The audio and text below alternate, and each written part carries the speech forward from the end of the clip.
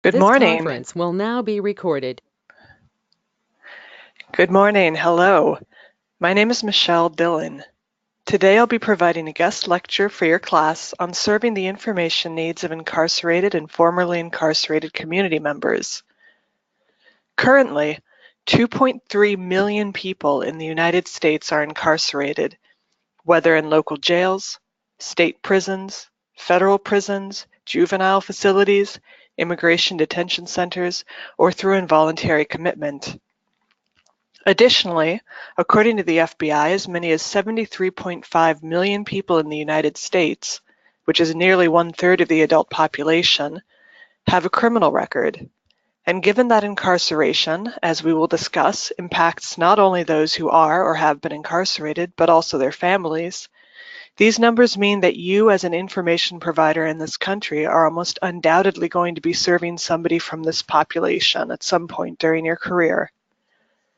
During this lecture, I'll go over some of the specific needs of these populations and some ways in which public-facing libraries can assist individuals. I'll also outline some active programs which are innovative, effective, and replicable.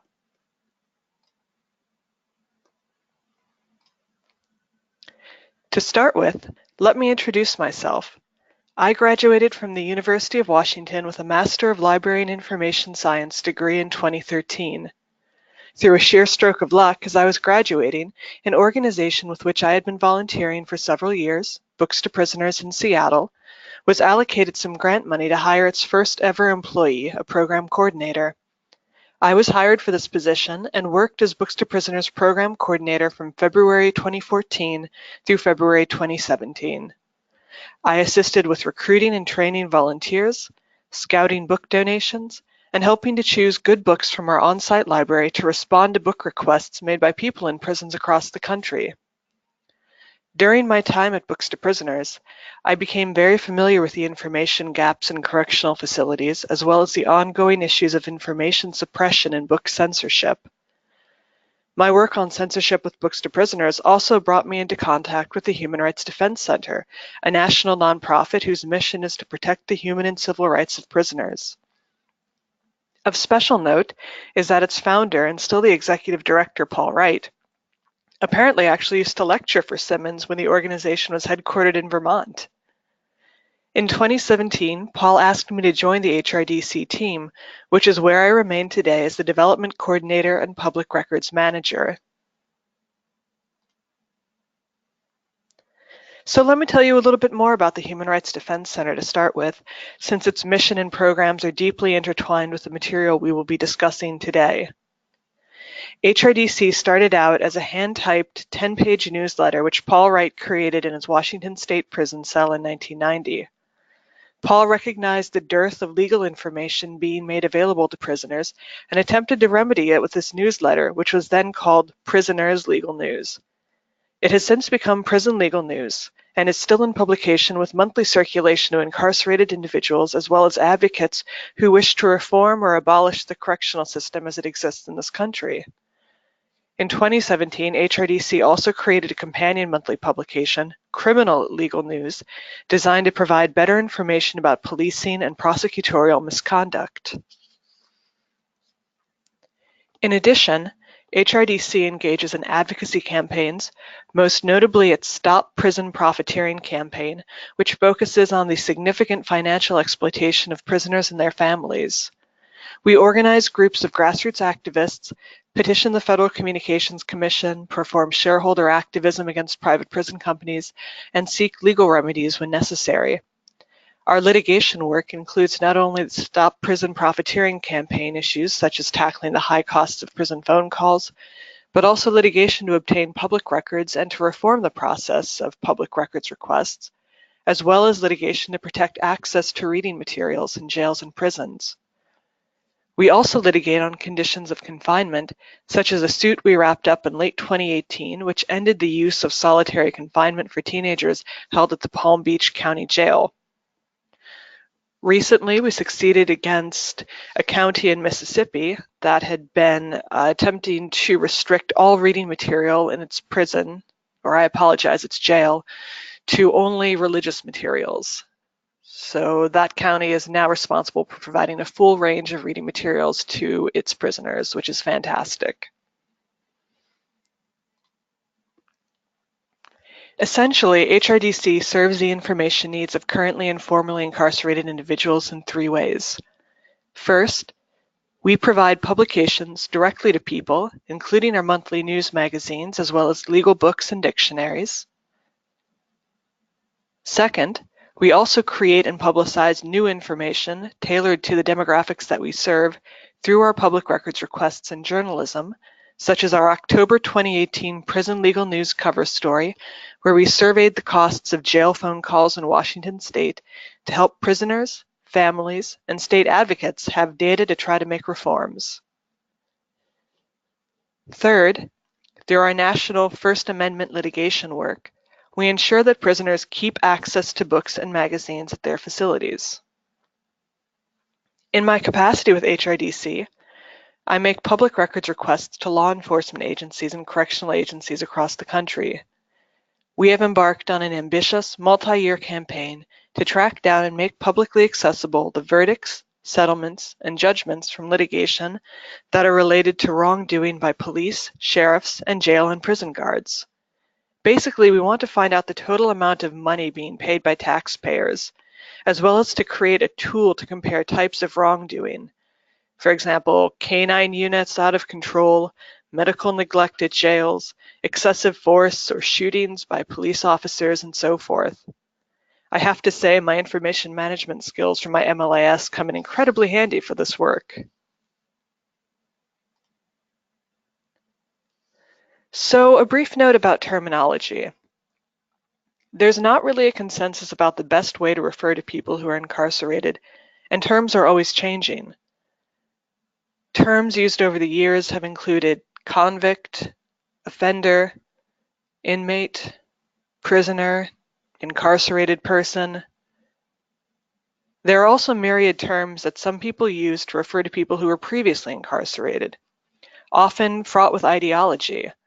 For example, ex-con, ex-felon, returning citizen, formerly incarcerated person, person with a record. Much of it depends on what component the speaker wants to emphasize, that the person believes that the past is the past, and the present is the present, and that the person themselves should be emphasized, or that the person believes that the fact that a person was convicted should be emphasized. Some departments of corrections, such as Washington and Pennsylvania, have actually begun phasing out the use of offender entirely, arguing that it's a dehumanizing term. The Human Rights Defense Center, my workplace, prefers the blanket term prisoner and never uses inmate.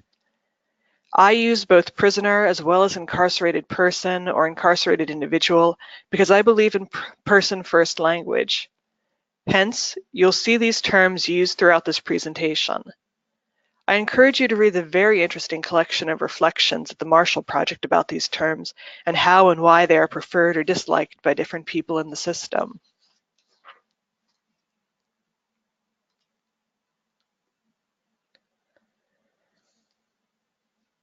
Prisoners as a population. If you're going to be serving these individuals, it's good to know their demographics, exactly who you are working with. So prisoners as a population tend to have gaps in literacy and formal education. 39% of prisoners in one survey had below basic literacy in at least one tested area. At least as of the early 2000s, 30% of people in prisons in the United States did not even have a GED. Additionally, when you're incarcerated, you face information constraints that will keep you from accessing new information. There are limited ways to get sources. You may have a prison library, but it may not be fully staffed or have all of the resources that you're looking for. If you've been incarcerated for many years, for decades, you'll naturally have some gaps in technology since unfortunately, when you're incarcerated, you don't really have access to computers, and especially not cutting-edge technology that you'll often need to reintegrate into the workplace. As a group, people who are incarcerated also often have unaddressed or underaddressed mental health needs and substance dependence issues. And additionally, prisoners as a population often face stigma and financial barriers upon re-entry. The takeaway from this should be that the people we incarcerate often have significant barriers to re-entry. They often are marginalized groups, and the trauma of incarceration can exacerbate underlying issues. During their time in jails and prisons, they have limited access to books and magazines, and if they have been incarcerated for a long time, they will not have the fluency with technology that is expected in today's society. In addition to ongoing issues, most people who return from prisons face significant stigma when it comes to housing and employment.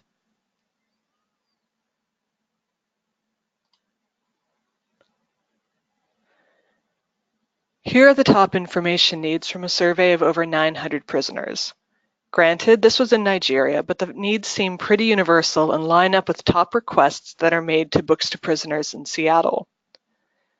These are all additionally facets of successful reentry: health, finances, legal help, general literacy, job skills.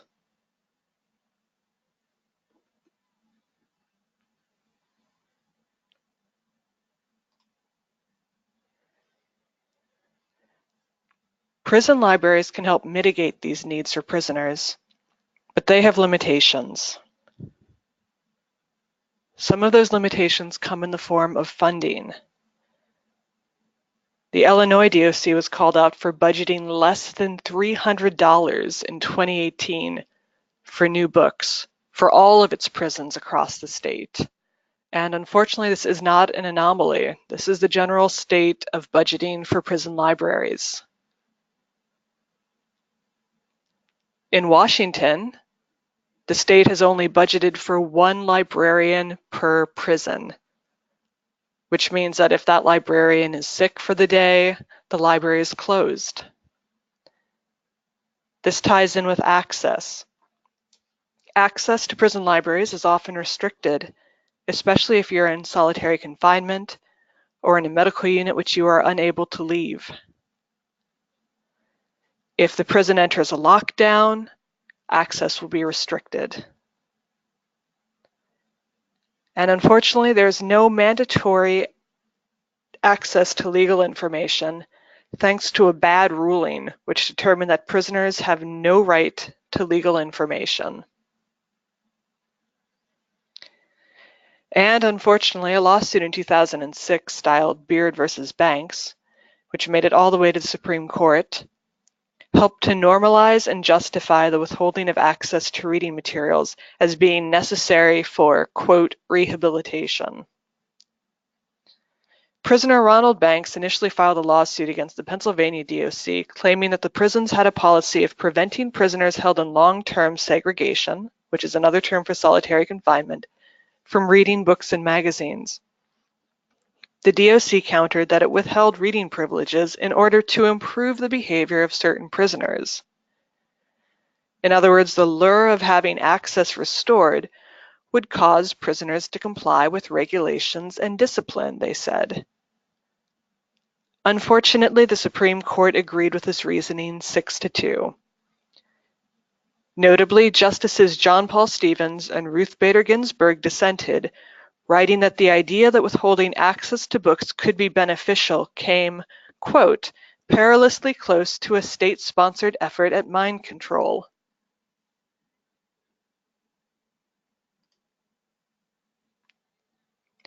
To expand on the point that prison libraries are wonderful but often insufficient, the 2003 National Assessment of Adult Literacy found, for example, that 20% of surveyed prisoners had to wait more than a week for library access. It's just not always dependable thanks to the current state of funding and support. So, extra help is needed.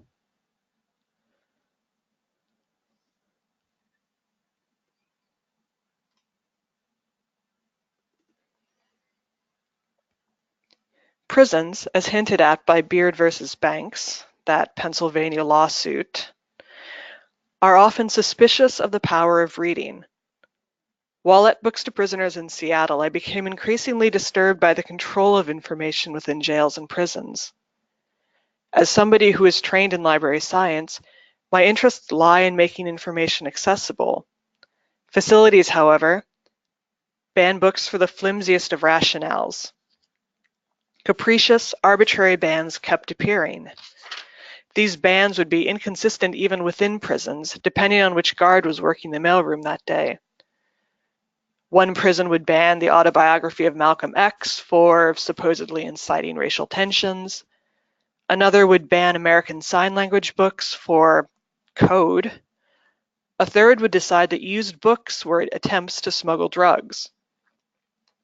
My favorite ongoing battle is over access to role-playing games like Dungeons and Dragons in prisons. Some systems ban these games for, get this, promoting gang affiliations. Like those roving bands of high school hooligans. Washington, unfortunately, still bans these games, as does Wisconsin. Texas came around a few years ago and, unsurprisingly, have not reported any problems with the prisoners who start playing these games. Pennsylvania was making some tentative steps to supporting incarcerated role players a few years ago, but unfortunately became embroiled in a larger case of censorship when in 2018 it tried to ban all used books from coming into prisons, even books from stalwart prison book programs like Books to Prisoners in Seattle, with whom we've been working with Pennsylvania for decades now. The DOC was attempting to push all prisoners onto tablets, which would cost $147 each, and was attempting to make prisoners purchase e-books provided by private prison company GTL at costs of up to $24.99 per book. Even more egregiously, somebody got a hold of the list of books that were available for purchase through these tablets and found that the majority of them were in the public domain. So books that should have been free, this private prison company was trying to make money off of prisoners by charging exorbitant amounts. The claim, the reason that Pennsylvania gave for trying to ban used books, was that people were smuggling drugs through the used books. Now, no proof was ever provided by the DOC, and it also emerged that the DOC had quietly signed a contract amendment earlier in 2018 with GTL that provided certain enhanced commissions being money paid by GTL back to the state, if the DOC could meet certain revenue quotas from tablet purchases. Thanks to some swift and amazing actions from online and on-the-ground activists, Pennsylvania not only revoked the used book ban, but also put out a policy that would provide a new dictionary to every inmate who requested one.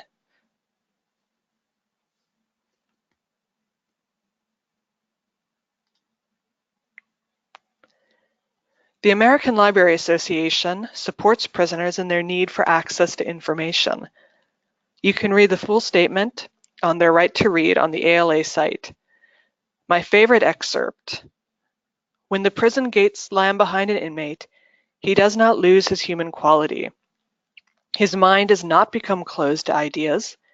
His intellect does not cease to feed on a free and open interchange of opinions. His yearning for self-respect does not end, nor is his quest for self-realization concluded. The ALA gives some great recommendations for prisons and their staff too, including the selection of materials reflecting the information needs and diverse cultural values of prisoners in their facilities.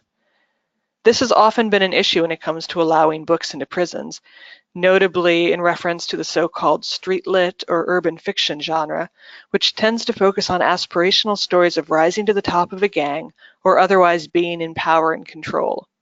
Unfortunately, such books are often banned for so-called sexual content or promotion of violence, but as for any other group of people, materials in which a reader can see his or her story are often essential for developing good reading habits.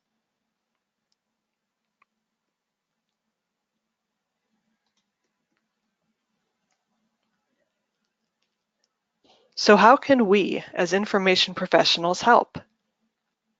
There are two arenas in which we can be of assistance: within prison walls and outside of prison walls. One major thing to note: supporting prisoners means supporting families as well. They are truly inseparable groups. Families provide emotional hubs, money, care packages, letters, and outside contact. They need our support just as much as prisoners themselves.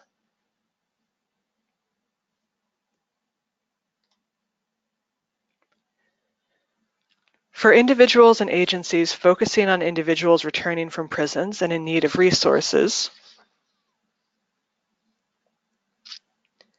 here are some ideas. You could partner with local, county, and state agencies to leverage resources. This could mean having a staff member on an advisory committee for law enforcement or correctional agencies to keep them aware of the resources that you currently or could offer for people returning from prisons or jails, and helping them to understand the gaps in service in your community. You could work with a coalition of nonprofits and social service agencies to ensure that the information you provide is updated frequently. Or you could consider having a social worker on site. The San Francisco Public Library and the San Francisco Department of Health teamed up to hire a licensed marriage and family therapist on site at the library, for example. Use your library as a hub, basically, in the ways that you are often used to.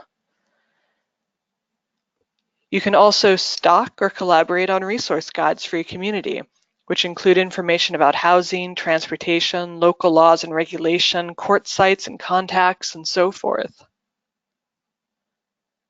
Furthermore, you can create physical spaces at your library for classes for those who still need assistance. Since most prisons are underfunded for different groups and educational classes, they have long waiting lists for classes for GEDs, for example, or ESL classes.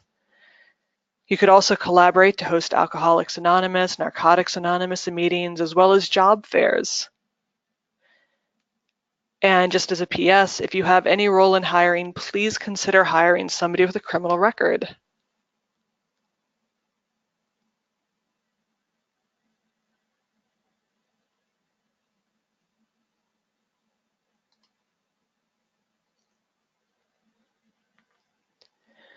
For individuals and agencies that are focusing on individuals who are currently incarcerated, you can provide information. This may be as straightforward as contacting your city or county jail and finding out if you can assist with or create a book card or small library for the facility. Or ask the Department of Corrections how to donate books to their prison libraries.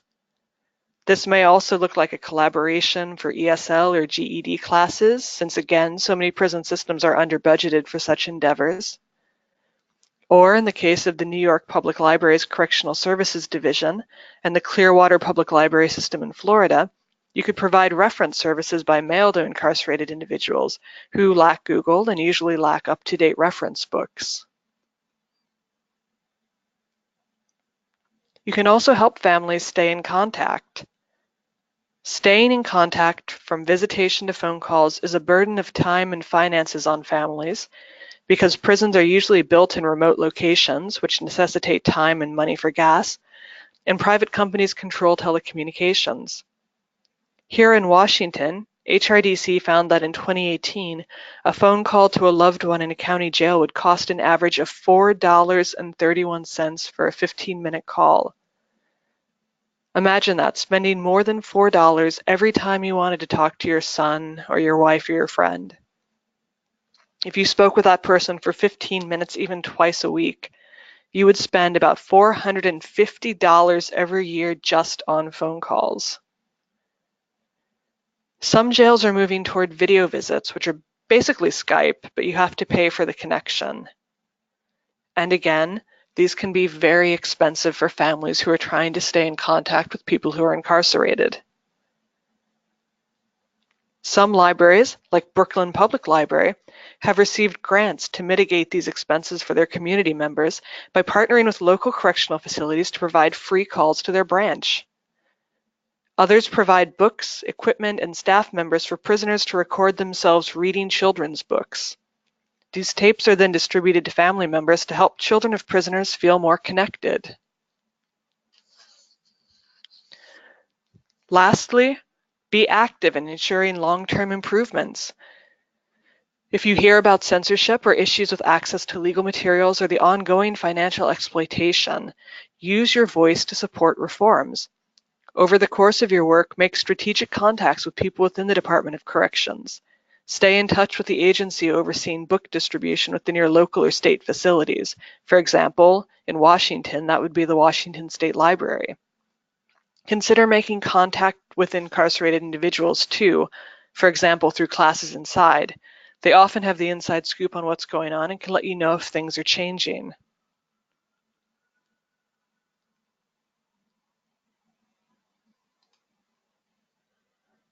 So here are some examples of libraries working to support currently and formerly incarcerated individuals. The Colorado State Library is an example of a great system doing great work. Check out their philosophy. We operate on the assumption that everyone deserves a great library, especially those facing significant barriers to service. For institutionalized persons, these barriers are not limited to geography. They also include learning disabilities, physical disabilities, mental illnesses, and social stigma.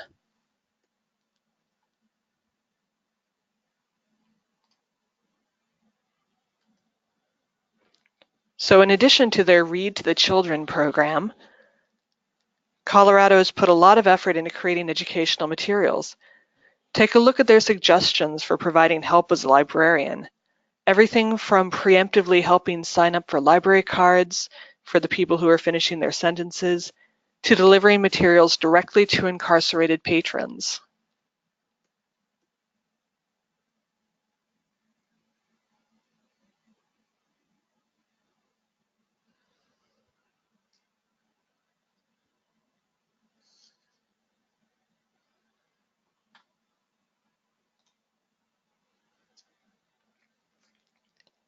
The New York Public Library, in addition to their aforementioned reference services for incarcerated people, collaborated with a lot of other local agencies to create a comprehensive reentry guide.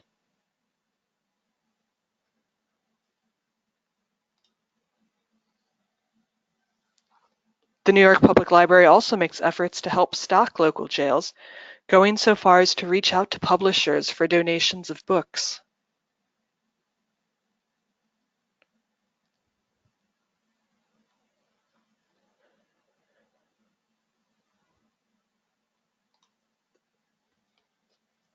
Brooklyn Public Library, as mentioned, maintains video visits for families. Here's a picture of the program in action.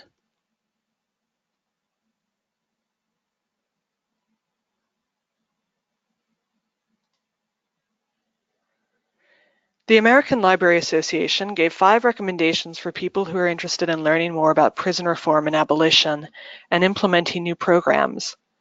They echo much of what has been said here. First, educate yourself about these issues. Build partners and allies. Start having conversations. Train your staff, if applicable, on recognizing stereotypes and biases and on the special needs of these populations. Perhaps most importantly, if you want to create change, start small. It's tempting to want to implement a lot of ideas here, but realistically, you're going to burn out if you try to take on too much before you have the guaranteed support of key figures in the community.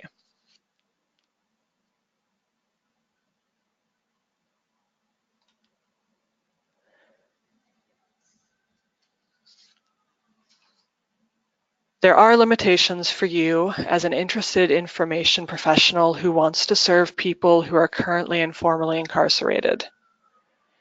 You may have all the willpower and energy in the world, but there are unfortunately constraints, familiar constraints for most of us. First, there's the money for programs, staff for programs, and worst, institutional support may not exist yet. This could be in the form of your administration not approving of classes or writing a grant. This could also be in the form of the administration of the correctional facility or system not wanting your help. Be patient, be persistent, keep working at it.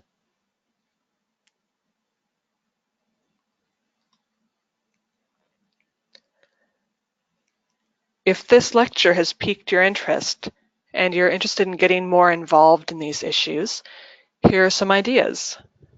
One idea, join a prison book program. I was the program coordinator at Books to Prisoners in Seattle, and I'm still an active board member and volunteer. Books to Prisoners, as the name suggests, sends free books to incarcerated individuals across the country. Those books are theirs to keep and do with as they like. Although we're located in Seattle, we receive and respond to book requests from nearly every state. Texas is our #1 requester, with about 5,000 book requests every year. Illinois and Pennsylvania are close behind. And the top request, believe it or not, is for a dictionary. This book that we take for granted, which also really underscores the lack of information access in prisons, is our #1 request, with 25% of prisoners asking for one. So check to see if there's a local prison book program in your area or one that aligns with your interests. There are about 3 dozen programs across the country right now. Some send nationally to all populations. Some are more geographically focused or focused on special populations, such as the Chicago Books to Women in Prison or LGBT Books in Wisconsin.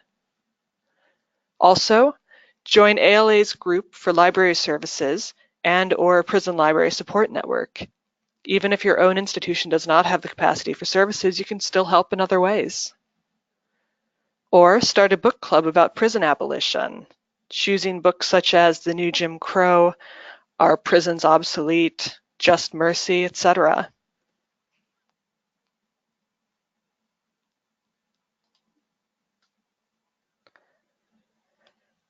I hope that during this lecture it's become clear how much of an information gap still exists for people who are incarcerated or formerly incarcerated.